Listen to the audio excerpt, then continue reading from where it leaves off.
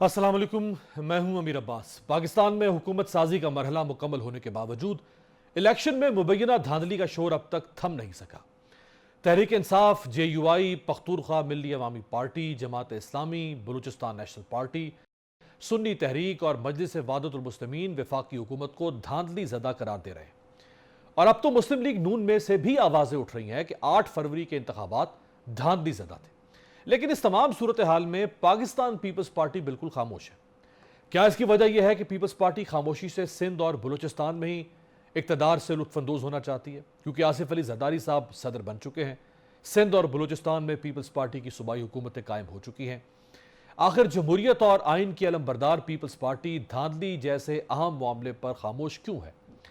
तहरीक इंसाफ के अपोजिशन की मौलाना फजल रहमान से भी बातचीत चल रही है। अपोजिशन इत्तेहादी हुकूमत को टफ टाइम देने की तैयारी कर रही है। क्या पीपल्स पार्टी भी अपोजिशन के इस बड़े इत्तेहाद से परेशान है? इस हवाले से बिलावल भुट्टो जरदारी साहब का कहना है कि कुछ ऐसे सियासतदान हैं जो PNA पार्ट 2 लाना चाहते हैं। ये सियासतदान साजिश करके मुल्क को नुकसान पहुंचाना चाहते हैं। PTI ने शहबाज हुकूमत पर यह इल्ज़ाम लगाया है कि हुकूमत चीफ जस्टिस काजी फायज ईसा को मुद्दत मुलाजमत में तौसी देने की तैयारी कर रही है। तो क्या इस मामले में पीपल्स पार्टी इत्तेहादी हुकूमत की हिमायत करेगी? फैजाबाद धरना इंक्वायरी कमीशन की रिपोर्ट के नुकात मंजर आम पर आने के बाद कुछ नून लीगी रहनुमाओं ने इसे मुस्तरद कर दिया है। पाकिस्तान पीपल्स पार्टी का इस हवाले से क्या मौक़िफ़ है? क्या पीपल्स पार्टी सिंध में अपना गवर्नर लगवाने की कोशिश कर रही है? क्योंकि बाज़ मीडिया रिपोर्ट्स के मुताबिक जस्टिस रिटायर्ड मकबूल बाकर, जो कि वज़ीर आला सिंध रहे निगरान, उनका नाम गवर्नर सिंध के लिए ज़ेर गर्दिश है। इंतखाबी मुहिम के दौरान बिलावल भुट्टो ने बहुत से वादे किए थे। अब 2 सूबों में पीपल्स पार्टी की हुकूमत है और चेयरमैन सेनेट समेत सदर ममलिकत का ओहदा भी पीपल्स पार्टी के पास है। लेकिन क्या वजह है कि अभी तक पीपल्स पार्टी के इंतखाबी वादों की तकमील के वाज़े इक़दामात उभर कर सामने नहीं आ पा रहे? बात करने के लिए हमारे साथ मौजूद हैं साबिक chairman senate, Pakistan peoples party के सीनियर मरकजी रहनुमा सैयद नैयर हुसैन बुखारी साहब। बहुत बहुत शुक्रिया बुखारी साहब आपके वक्त का। सबसे पहले सर फरमाइएगा कि आप बहरहाल जो चंद सरकर्दा शख्सियात हैं पीपल्स पार्टी की, उनमें आपका शुमार और आप चेयरमैन सेनेट रहे। इस दफ़ा मोहसिन नकवी जैसे लोग भी सेनेट का हिस्सा बन गए, सिंध असम्बली से फैसल वाडा जैसे लोग भी बन गए, पीपल्स पार्टी ने हिमायत की। आप जैसी शख्सियत को क्यों नज़रअंदाज किया इस दफ़ा पार्टी ने? शुक्रिया अमीर अब्बास। बात नज़रअंदाज की नहीं है। पीपल्स पार्टी अपनी पॉलिसीज़ मुरतब करती है और जो गिवन सरकमस्टांसेस होते हैं उसके मुताबिक। आज थोड़ा सा ये देखें कि आज मुल्क जहाँ खड़ा है वहाँ पे कन्फ्रंटेशन की पॉलिटिक्स जो है वो ये मुल्क अफोर्ड नहीं करता। हम जैसे क्राइसिस में हैं, रीजनल इश्यूज़ भी हैं और इंटरनल इश्यूज़ भी हैं। मिसाल के तौर पे अगर पाकिस्तान पीपल्स पार्टी जो पार्लिमानी जमहूरियत पे बिलीव करती है, बावजूद उसके कि इन रिजल्ट्स पे बहुत सारी रिजर्वेशंस हमारी भी थी, लेकिन अगर हम गवर्नमेंट साजी में साथ ना देते उनका, तो क्या अल्टीमेटली फेट क्या होती और अल्टीमेटली हम किस जानब चल पड़ते, जो क्याओस होता, जो क्राइसिस होता, वो कैसे रिजॉल्व होता। मैं समझता हूँ कि ये बड़ा मुनासिब फ़ैसला था पाकिस्तान पीपल्स पार्टी की क़यादत का कि हम हुकूमत बनाएं, पार्लियामान में जाएं। बिलाशुबा हमें भी बड़े कंसर्न्स हैं बहुत सारे इलेक्शंस के रिज़ल्ट्स पे, लेकिन ECP को आज भी मैं अखबार पेपर में पढ़ रहा था कि ECP को विद इन कॉन्स्टिट्यूशनल पैरामीटर्स अपने किरदार अदा करना पड़ेगा। अगर वो अपनी अथॉरिटी को ट्रांसग्रेस करेगी तो उसके लिए भी चेक जो है कोर्ट्स में मौजूद है। और आप देख लें लाहौर हाई कोर्ट के 2 फैसले सामने आए हैं बिल्कुल कि जब ट्रिब्यूनल कॉन्स्टिट्यूट हो गया तो फिर आपने रिकाउंटिंग कैसे की। तो that was illegal. As a student of law मैं समझता हूँ कि कानून ये कहता है कि जो इलेक्शन डिस्प्यूट्स हैं वो बज़रिया इलेक्शन पटिशंस रिजॉल्व हो गए। कॉन्स्टिट्यूशन ये बात कहता। तो ऑब्वियसली उस पर हम समझते हैं कि अगर जो एग्रीव्ड हैं उनको एक तो जो फोरम अवेलेबल है कॉन्स्टिट्यूशन में उस पर जाना चाहिए। बाकी एहतजाज करना अच्छा, मैं बुखारी साहब मैं वो एहतजाज की तरफ मैं उस पे सवाल आपसे करता हूँ कि जो अभी अपोजिशन अलायंस बन चुका है, ये फरमाएगा कि चूंकि आप मुकामी इस्लामाबाद से हैं और आप एक बड़ा वसी ख़ानदान है आपका, पूरे इस्लामाबाद, इसके मुज़ाफ़ात में एक बड़ा नाम है आपके ख़ानदान का, यहाँ से जो तीनों सीटें PMLN نکال گئی ہے. آپ تو اس شہر کی اور اس کے ایک ایک خطے کی سیاست سے واقف ہیں, تو یہ بالکل ٹھیک سیٹیں پر نکال دی جو کہ آپ نے وہ لاہور ہائی کورٹ کا ذکر کیا نا. تو لاہور ہائی کورٹ نے تو وہ بالکل یہ جو 3 سیٹیں ہیں آبویسلی جو کینڈیڈیٹ تھے, جو آزاد کینڈیڈیٹ کنٹیسٹ کر رہے تھے, وہ کہتے جی ہمارے پاس فارم 45 موجود ہے اور اس کے مطابق وہ جیتے ہوئے ہیں. اور کیونکہ ہم تو نمبر 3 پہ ہیں تو کمپٹیشن بٹوین 1 and 2 تھا.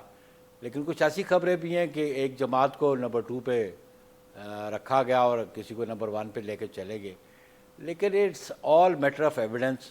یہ اسٹیبلش کہاں کریں گے, ہم کسی جوڈیشل فورم پہ کریں گے. کسی کی کنٹینشن کو ہم رد بھی نہیں کر سکتے, ان کا موقف ہے, لیکن ان کو اسٹیبلش کرنا بھی کسی فورم پہ کرنا پڑے گا. بلا شبہ الیکشنز کے رزلٹس پہ اس میں بڑا کوسچن مارک ہے. یہ ویری کرتا ہے from district to district, from province to province.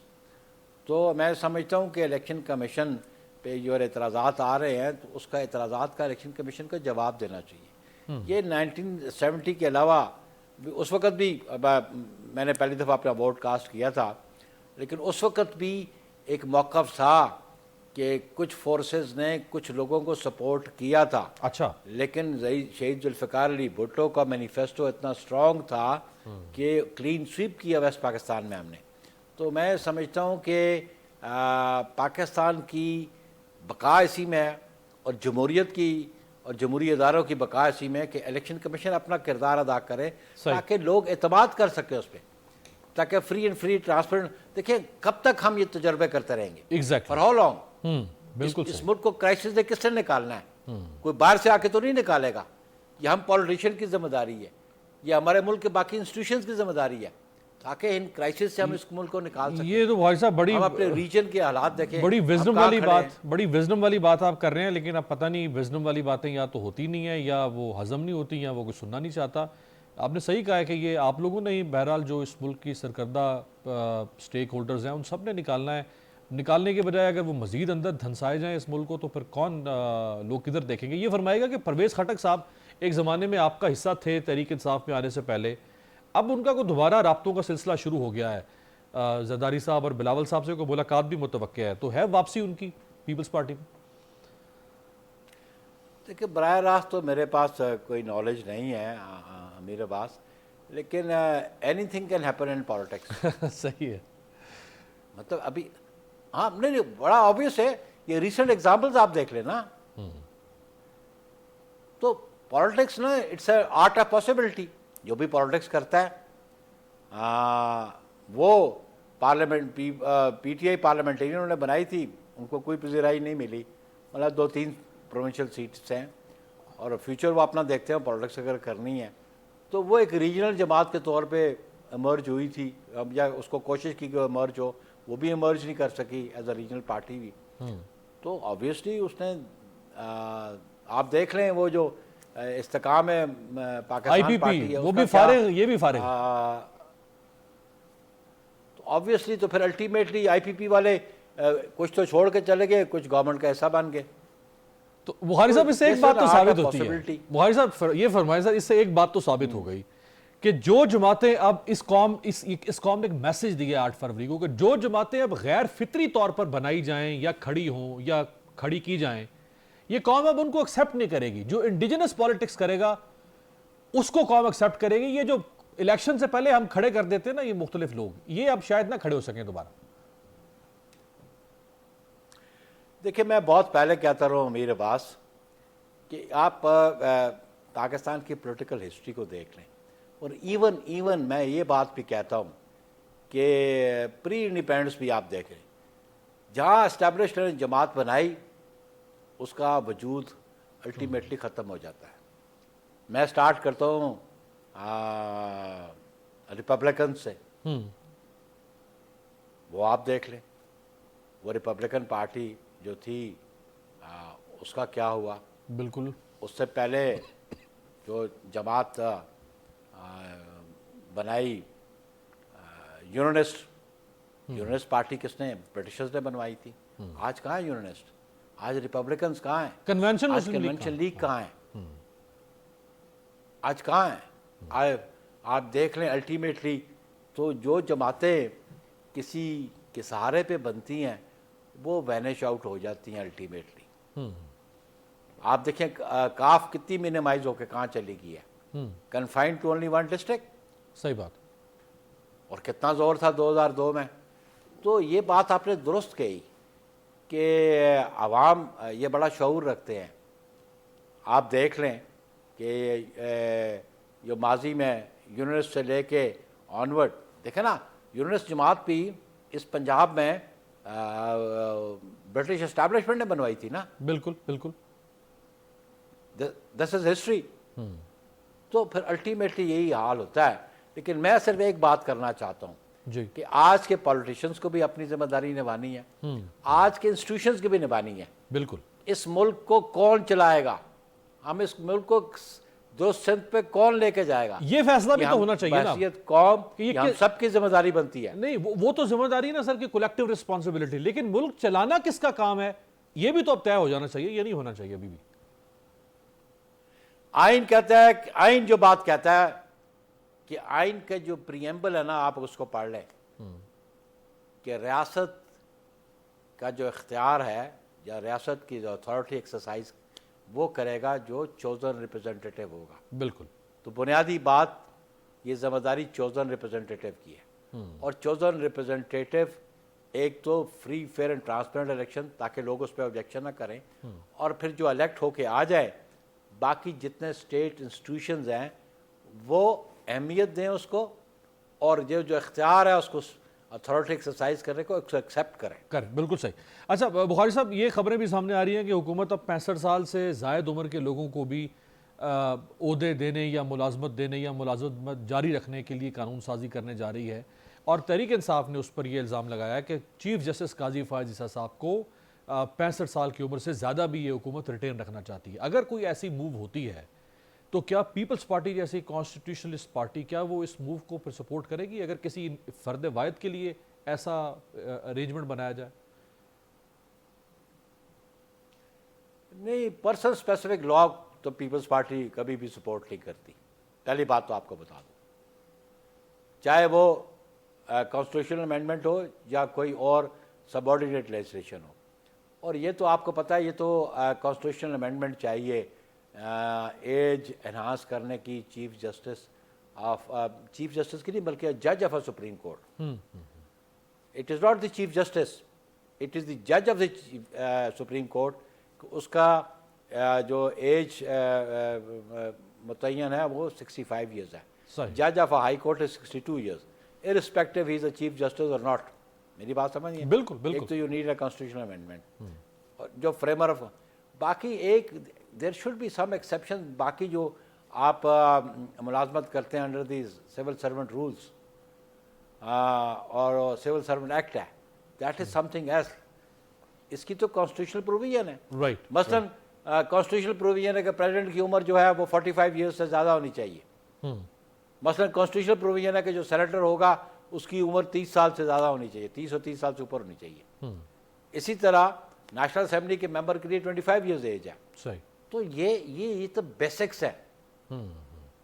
تو جب بیسکس چینج کرنے کی بات ہوگی تو پھر یہ پارلیمان کے پاس 2/3 میجورٹی ہونی چاہیے. اور پھر پاکستان پیپلز پارٹی موقف دے گی جب پارلیمان میں حکومتی جماعت اس معاملے کو لے کر آئے گی. چلیں, یہ آپ نے اچھی وضاحت کر دی, چونکہ آپ خود لائر بھی ہیں, آپ نے یہ وضاحت کر دی. اور جن لوگوں کے ذہن میں یہ ابہام اگر تھا کہ حکومت with a single stroke of pen کسی بھی عہدے دار کی, چاہے وہ چیف جسٹس ہو یا کوئی ہو, اس کی مدت ملازمت میں اضافہ کر دے اگر وہ کانسٹیٹیوشنل کسی کنڈیشن کے یا آبلیگیشن کے خلاف ہو تو اس کے لیے پھر آئینی ترمیم چاہیے ہوگی. اس طرح نہیں کیا جا سکتا. بہت بہت شکریہ.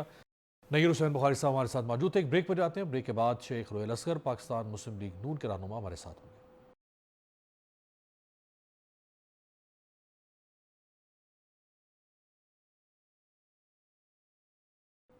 بریک کے بعد خوش آمدید. بظاہر ایسا لگتا ہے کہ مسلم لیگ نون کی سیاست اور معاملات کنفیوژن کا شکار ہیں.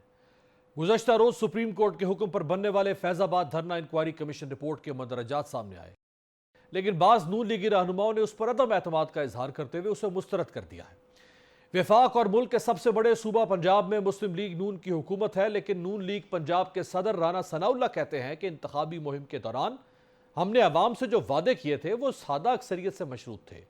اب ہمیں سادہ اکثریت تو ملی نہیں، لہٰذا عوام سے کیے وعدوں کے ہم پابند نہیں ہیں۔ عام انتخابات کے بعد نون لیگ کے کچھ رہنماؤں نے اپنی شکست کھلے دل سے تسلیم کی، لیکن اب کئی نون لیگی رہنما یہ موقف اختیار کر رہے ہیں کہ ان کے ساتھ بھی الیکشن میں دھاندلی ہوئی ہے۔ یہاں سوال یہ ہے کہ مسلم لیگ نون کے رہنما فیض آباد دھرنا انکوائری کمیشن کو یہ بتانے میں ناکام کیوں رہے کہ یہ دھرنا کس کی سازش تھی، کس نے کروایا، جبکہ اکثر نون لیگی رہنما ماضی میں میڈیا کے سامنے یہ کہتے رہے کہ مسلم لیگ نون کی حکومت کے خلاف سازش میں جنرل باجوہ اور جنرل فیض سہولت کار تھے۔ کیا اب میاں نواز شریف اپنی سابقہ حکومت ختم کیے جانے کے خلاف سپریم کورٹ سے رجوع کرنے والے ہیں؟ وفاق اور پنجاب میں حکومتیں اور وزارتیں انجوائے کرنے کے باوجود مسلم لیگ نون یہ کیسے کہہ سکتی ہے کہ عوام کو ریلیف دینا اب ان کی کوئی ذمہ داری نہیں، کیونکہ ان کے پاس سادہ اکثریت نہیں ہے؟ مہنگائی اور پیٹرول کی قیمتوں میں حالیہ اضافہ کیا نون لیگ کو ضمنی انتخابات میں نقصان نہیں پہنچائے گا؟ کیا 2024 کے انتخابی نتائج متنازع ہونے کی وجہ سے قبل از وقت الیکشن کا ماحول بن رہا ہے؟ دوسری طرف پاکستان مسلم لیگ نواز منگل کو ایک ہی دن قومی اسمبلی کی 2 نشستیں کھو بیٹھی، جبکہ تیسری نشست پر اس کا امیدوار کا نوٹیفیکیشن معطل کر دیا گیا ہے۔ لاہور ہائی کورٹ کے جسٹس شاہد کریم نے NA81 گجرانوالہ میں عبدالقیوم نہرا کی کامیابی کے خلاف حکم جاری کر دیا۔ PTI کے امیدوار نے نہرا کی دوبارہ گنتی کے نتیجے میں کامیابی کے خلاف عدالت سے رجوع کیا تھا۔ لاہور ہائی کورٹ کے بہاولپور بینچ نے NA154 لودھرا سے عبد الرحمان کانجو کی کامیابی کے خلاف فیصلہ دے دیا۔ کانجو بھی دوبارہ گنتی میں کامیاب ہوئے تھے اور ان کے خلاف PTI امیدوار نے درخواست دی تھی۔ ہمارے ساتھ موجود ہے سابق وفاقی وزیر پاکستان مسلم لیگ نواز کے مرکزی سینئر رہنما شیخ رویل اصغر صاحب۔ بہت بہت شکریہ شیخ صاحب آپ کے وقت کا۔ شیخ صاحب، یہ فیض آباد دھرنا کیس کی جو JIT ہے اس کی رپورٹ حکومت کے پاس جمع ہو چکی ہے۔ ایک تو اس کو سامنے آنا چاہیے قوم کے، چونکہ یہ بہت بڑا معاملہ تھا اور اس کے اوپر کئی طرف سے سیاست ہوئی، لیکن نون لیگ کے اپنے لوگ اس بات سے مکر گئے، پیچھے ہٹ گئے کہ اس میں جنرل فیض یا جنرل باجوہ کا کوئی کردار نہیں تھا۔ جی امیر واس، بہت شکریہ آپ کا۔ آپ نے 3-4 بڑے سوالات اٹھائے اپنے شروعات کی گفتگو میں، اور بنیادی طور پہ جہاں سے آپ نے شروع کیا وہ ہے آپ کا فیض آباد کیس، جس میں غالباً سپریم کورٹ نے ایک فیصلہ دیا اور اس میں انہوں نے جو اس وقت کے چیف تھے انٹیلیجنس کے ان کو اس میں ایگزیکٹلی میں اب مجھے الفاظ تو یاد نہیں، لیکن انہوں نے اس پہ ذمہ داری جو تھی وہ اس وقت کے چیف پہ ڈال دی تھی۔ میرا خیال ہے امیر واس، آپ پتہ نہیں میری بات سے اتفاق کرتے ہیں یا نہیں کرتے ہیں، کیونکہ یہ ایک ایسا ادارہ ہے جس پہ اس ملک کی دفاع کی ذمہ داری ہے۔ میرے ذاتی خیال میں ہمیں اس چیز سے تھوڑا سا گریز کرنا چاہیے، اس بٹوین ادارہ سپریم کورٹ۔ میرے کہنے سے یا آپ کے بات کرنے سے میرے خیال میں کوئی نتیجہ نکلنے والا نہیں، بجائے اس کے کہ ہم اس کو سپریم کورٹ کی شعابدید پہ پھینک دیں اور اس ادارے کے موجودہ سربراہان کی شعابدید پہ چھوڑ دیں، وہ زیادہ بہتر رہے گا اس کے کہ ہم اس غیر ضروری بحث میں پڑے رہیں۔ لیکن شیخ صاحب 7 سال امیر واس فرمائیں۔ میری ذرا کو ایک آخری ایک لفظ آپ میرا سن لیجیے۔ ہوتا یہ ہے کہ ہم اپنے آپ کو بڑا ہی زیرک اور بڑا سمجھدار اور بڑا فلاسفر سمجھتے ہوئے خام خواہ کی بحث میں الجھ پڑتے ہیں، اور بعد میں پھر یہ ہمیں گلا یہ ہوتا ہے کہ جی ہمارے ساتھ انصاف نہیں کیا جا رہا۔ آپ کو ضرورت کیا ہے؟ سپریم کورٹ نے فیصلہ کیا، سپریم کورٹ اس پہ امپلیمنٹیشن کروائے، یا خود امپلیمنٹیشن کروائے یا ادارے سے کہے کہ آپ اس پہ امپلیمنٹ کریں۔ میں خام خواہ کیوں اس میں عمل دخل کروں؟ آپ کو یاد ہوگا، میں اس پہ تھوڑا سا ایک گرہ لگا دیتا ہوں، آپ کو یاد ہوگا کہ ہم نے کوشش کی کہ پرویز مشرف کو ہم کٹہرے میں لے آئے، مزہ آ گیا پھر آپ کو؟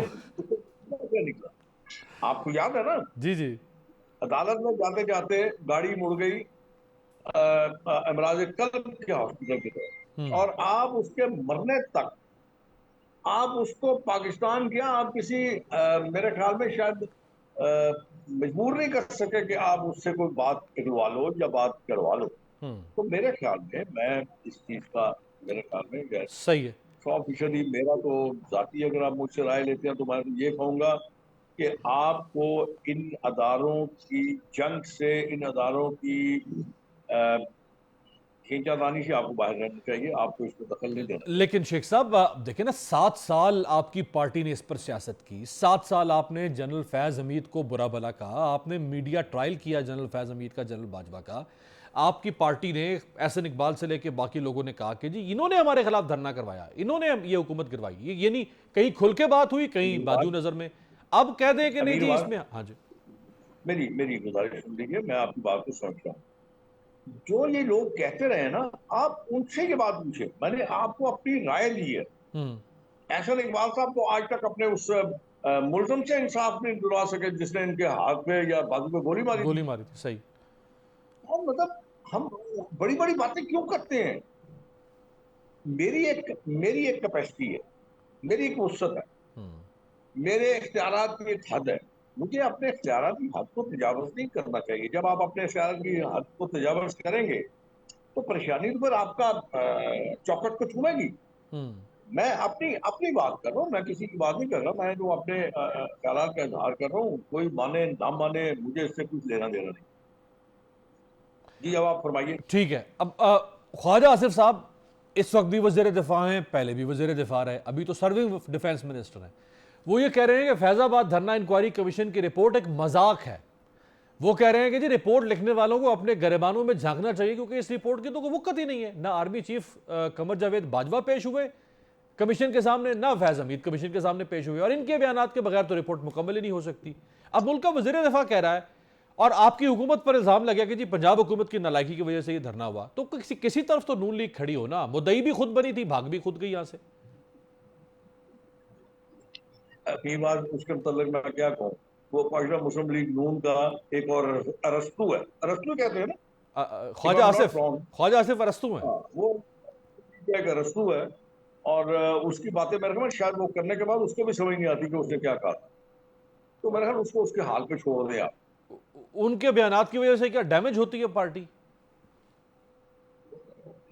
جی ان کے بیانات کی وجہ سے کیا پارٹی ڈیمیج ہوتی ہے؟ میں اس بارے میں کیا کہہ سکتا ہوں.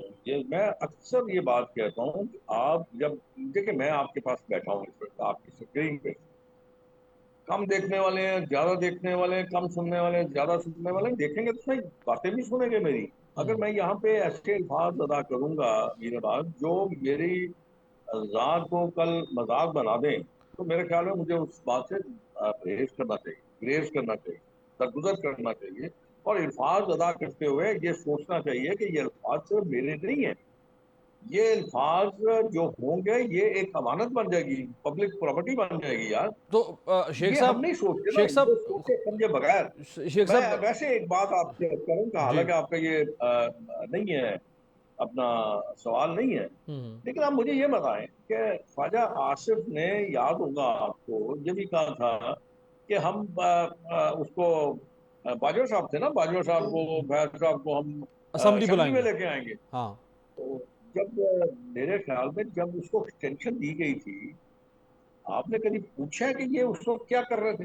سوئے ہوئے تھے اس وقت, کیا کوئی اپنا لا علم تھے, کیا ہوا کیا تھا؟ مجھے نہیں سمجھ آئی.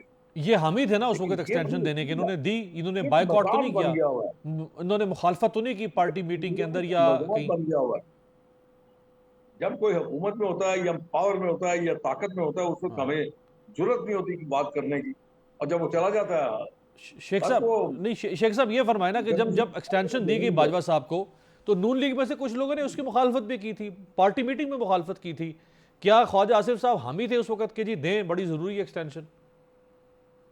میں یار ابھی بس آگے چلے, میں نے بس آپ کو بتا دیا کہ پارٹی میں بہت اب یہ سارے آپ بھی کہہ رسول رہے ہیں, ہیں ایک مٹی وہ بھی پاؤں والی ہے, بات ہے نا شیخ صاحب, آپ بھی مٹی پاؤں والی کہہ, مٹی پاؤں آگے چلو. اور یہ نا ڈال ہی کافی ہے اس کے لیے.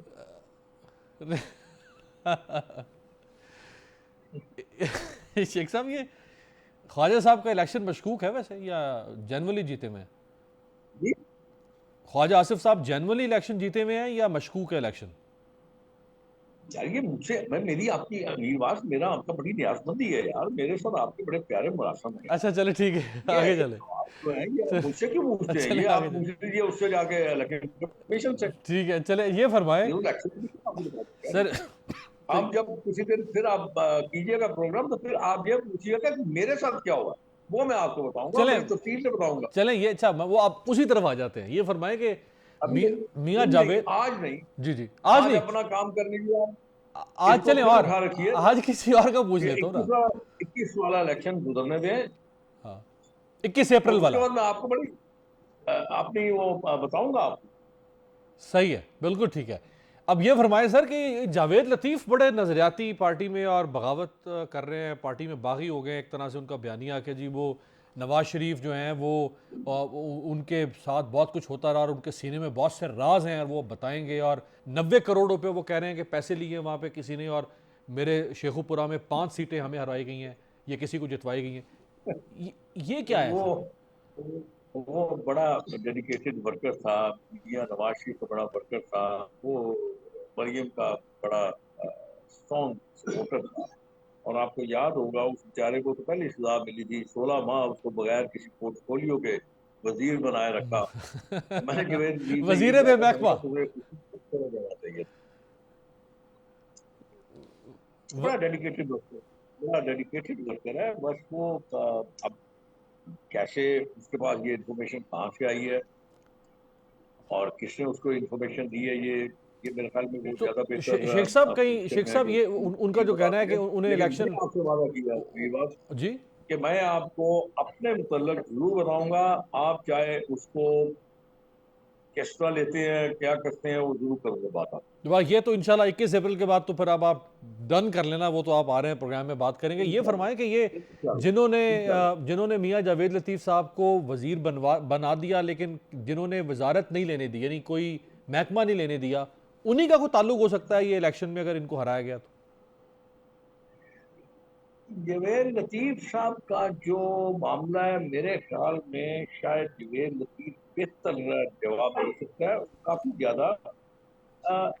ایک جو میں بات سمجھتا ہوں، جو میں کہنا چاہتا ہوں آپ کے پروگرام میں، میرے خیال میں جتنی اس کی سروسز تھیں پارٹی کے لیے، پارٹی کے سربراہان کے لیے، کم از کم ان کو اس سے رابطہ کر کے اس سے بات ضرور کرنی چاہیے.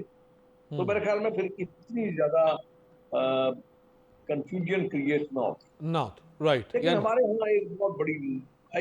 ہاں ایک بہت بڑا مسئلہ ہے. یہاں پہ صرف سیاست ہوتی ہے جیتنے والوں، ہارنے والوں کو.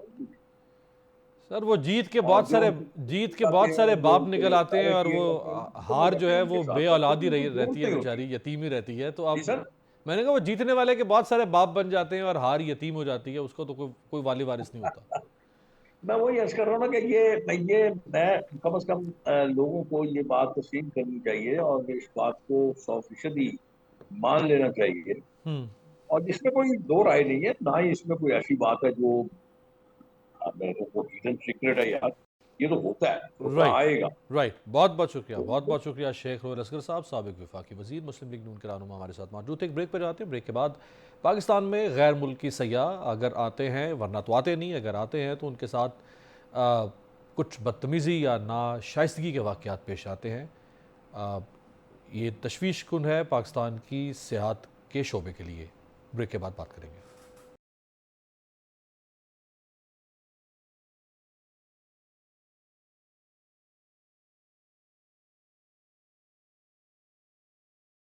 بریک کے بعد خوش آمدید. گزشتہ دنوں افریقی ملک نائجیریا میں ہالینڈ سے تعلق رکھنے والی ایک خاتون سیاح جو موٹر بائک پر سفر کر رہی تھی، اسے پولیس اہلکاروں نے روکا اور اس سے رشوت طلب کی. سیاح خاتون کے ہیلمٹ میں کیمرہ نصب تھا جس میں پولیس اہلکاروں کے رشوت مانگنے اور بدتمیزی کی ویڈیو ریکارڈ ہو گئی. بعد ازاں یہ ویڈیو سوشل میڈیا پر وائرل ہوئی تو انتظامیہ نے اس پر فوری ایکشن لیا. خاتون سیاح سے معذرت کی گئی اور پولیس اہلکاروں کو گرفتار کر لیا گیا. انتظامیہ نے میڈیا کے کیمروں کے سامنے واقعے میں ملوث پولیس اہلکاروں کے بیج والی وردی ان سے اتروائی. یاد رہے کہ نائجیریا کا شمار ان افریقی ممالک میں ہوتا ہے جہاں بہت زیادہ کرپشن اور بدترین طرز حکمرانی ہے۔ یہ کوئی قابل رشک ملک نہیں، لیکن اس کے باوجود نائجیریا جیسے ملک نے غیر ملکی سیاح کے ساتھ ہونے والی بدتمیزی یا کرپشن یا رشوت کے مطالبے پر سخت ایکشن لیا۔ سیاحت کے پوٹینشل کے حوالے سے پاکستان دنیا کا بہترین ملک ہے۔ ترکی اور دیگر ممالک کی طرح پاکستان بھی سیاحت کے شعبے سے خطیر زر مبادلہ کما سکتا ہے، لیکن اس مقصد کے لیے پاکستان سیاحتی مقامات کو محفوظ بنانا اور سہولیات کی فراہمی، سیاحوں کی سیکیورٹی یقینی بنانا اور عوامی و ادارہ جاتی سطح پر ٹورسٹ فرینڈلی رویہ اپنانے کی ضرورت ہے۔ لیکن افسوس کی بات یہ ہے کہ اس اہم معاملے پر اب تک کسی بھی حکومت نے توجہ نہیں دی، اور اسی لیے کئی ناخوشگوار واقعات رونما ہوئے ہیں جو پاکستان کی عالمی سطح پر بدنامی کا بھی باعث بنے ہیں۔ چند ماہ قبل پنجاب میں بھی ایک ایسا ہی ناخوشگوار واقعہ پیش آیا۔ تفصیلات کے مطابق رواں سال جنوری میں برطانیہ، اٹلی اور ایران سے کچھ سیاح پنجاب پہنچے تھے۔ اٹلی، برطانیہ اور ایران سے سائیکلوں پر پاکستان آنے والے 3 سیاحوں نے الزام لگایا کہ انہیں صادق آباد سے رحیم یار خان کے سفر کے دوران پولیس نے ہراساں کیا اور مبینہ طور پر تشدد کا نشانہ بنایا۔ ایلیکس نامی سیاح کے بیان کے بعد کے مطابق 27 جنوری کو ہم نے سائیکلوں پر صادق آباد سے نیشنل ہائی وے 5 کے ذریعے لاہور کا سفر شروع کیا۔ ہمیں بتایا گیا تھا کہ یہ محفوظ شاہراہ ہے۔ راستے میں ہم سڑک کنارے ایک ہوٹل پر ناشتے کے لیے رکے۔ پولیس کا حفاظتی دستہ ہمارے ہمراہ تھا اور وہ ہم سے تقریباً 10 میٹر دور بیٹھے تھے۔ ایلیکس نے کہا کہ ناشتہ کرتے ہوئے انہیں 20 منٹ ہی گزرے ہوں گے کہ ایک پولیس وین اور اس میں سے 3 پولیس اہلکار، جنہیں انہوں نے پہلے نہیں دیکھا تھا، اترے اور ان کی طرف بہت جارحانہ انداز میں بڑھے۔ انہوں نے آتے ہی ہماری ایرانی خاتون ساتھی مطہرہ پر چلانا شروع کر دیا اور انہیں کہا کہ وہاں سے اٹھیں۔ ایلیکس نے کہا کہ میں نے صورتحال کی نزاکت کو بھانپتے ہوئے اپنے کیمرے سے ویڈیو بنانا شروع کر دی، جس کی وجہ سے ایک پولیس اہلکار نے ان سے کیمرہ چھیننے کی کوشش کی۔ اسی طرح اگست 2022 میں بھی جشن آزادی کے موقع پر اسلام آباد کے علاقے شکرپڑیا میں غیر ملکی خواتین سیاحوں کو ہراساں کیا گیا۔ ان غیر ملکی خواتین کو ہراساں کرنے کی ویڈیو سوشل میڈیا پر وائرل ہوئی تھی۔ یہاں سوال یہ ہے کہ کیا ریاست پاکستان میں سیاحت کے فروغ کے لیے ایسی پالیسی بنانے میں سنجیدہ ہے جس کے تحت سیاحوں کو پرامن اور محفوظ ماحول مہیا کیا جا سکے؟ آج تک کے لیے اتنا ہی۔ آپ سے ملاقات ہوگی کل۔ دیکھتے رہیے گا جمہوریت۔